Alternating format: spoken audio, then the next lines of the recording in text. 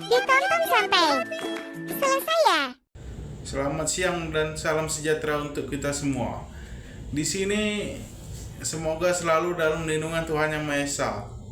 Perkenalkan, nama saya Leo Hadi Kurniawan, mahasiswa Universitas Multidata Palembang, periode 2022-2023. Untuk ini saya berada di semester 5. Di sini saya akan menyampaikan pidato tentang mental health di zaman Gen Z atau Gen Z. Mental health merupakan kondisi di mana mental seseorang sedang jatuh, di mana tidak asing lagi ya kalau kita dengar mental health kejadian di mana-mana. Karena apalagi di zaman Gen Z atau zaman anak-anak remaja sekarang, ya itu bisa dipengaruhi oleh peristiwa dalam kehidupan sehari-hari, dapat membuat dampak yang besar bagi diri kita sendiri. Bahkan ada kejadian yang sampai bunuh diri, kayak kejadian-kejadian yang sering dimarahi orang tua sampai stres jadi bunuh diri. Ada yang karena tugas yang berat sampai bisa menyebabkan anak itu menjadi stres. Kesehatan mental itu dapat juga kita hindarkan melalui ada berpikir positif. Kemudian yang terutama kalau menurut saya itu marilah kita meninggalkan kelompok-kelompok pergaulan yang tidak jelas, yang dapat merusak atau yang diri kita, atau yang sering-sering membuli itu harus kita tinggalkan, jangan tidak. Karena itulah yang dapat membuat mental kita jatuh. Dengan meninggalkan itu, diri kita juga pun akan bisa semakin rileks lagi. Kemudian kita ya lebih baik bergaul kepada orang-orang yang bagus. Dengan misalnya ya kalau ada tugas, kita juga dapat tugas yang berat ya, kita dapat menyelesaikannya dengan secara perlahan, pasti akan selesai. Banyak berpikir positif ya, yang terutama kan berpikir positif. Jika orang-orang juga membuli kita, kayak saya sering dibully, tapi ya kita nggak usah denger lah, nggak boleh masuk kuping kiri keluar kuping kanan ya.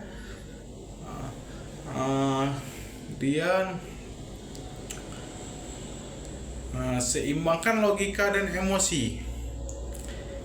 Logika kita dan emosi dapatlah kita atur sebaik mungkin kan, sehingga dapat mengurangi rasa sakit hati atau rasa emosi ini tidak dapat dilampiaskan secara berlebihan.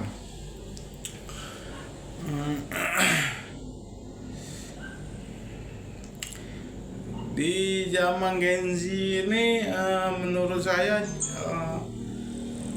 zaman yang sudah sangat canggih ya. Di mana-mana kita dapat mendengar berita hoax, dapat mendengar berita negatif yang masuk. Dengan itu kita dapat meninggalkan atau tidak mengurangi dalam membaca itu.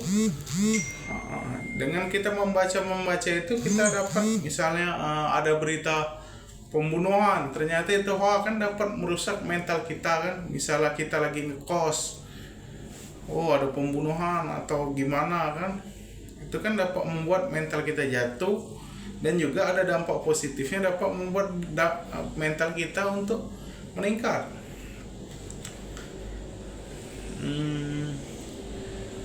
Ya terutama dari SMP, SMA itu udah tampaknya banyak yang dilakukan pembulian yang dapat merusak mental seseorang. Misalnya pembulian nama bapak kan, atau pembulian nama orang tua, atau misalnya badannya kecil.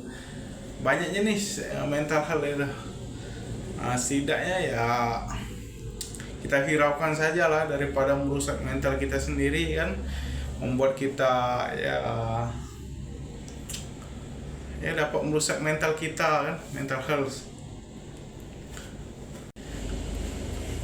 Ya, dengan itu marilah kita juga sering membaca quotes-quotes tentang mental health, atau kita sering mendengar dengan mental health di zaman Gen Z, yaitu supaya pikiran kita lebih positif mengenai mental. Contoh seperti adanya kesehatan mental adalah prioritas yang utama. Berarti kita harus memprioritaskan mental atau memperbanyak diri, untuk jangan memaksa diri untuk melakukan tugas-tugas yang berat agar tidak stres. Yang kedua, kesehatan mental bukanlah kelemahan, melainkan keberanian untuk menghadapi tantangan. Yang berarti bahwa jangan dilemahkan mental, bahkan kalau bisa kita lawan. Menurut pidato saya ucapkan terima kasih. Mohon maaf jika ada kesalahan kata. Terima kasih.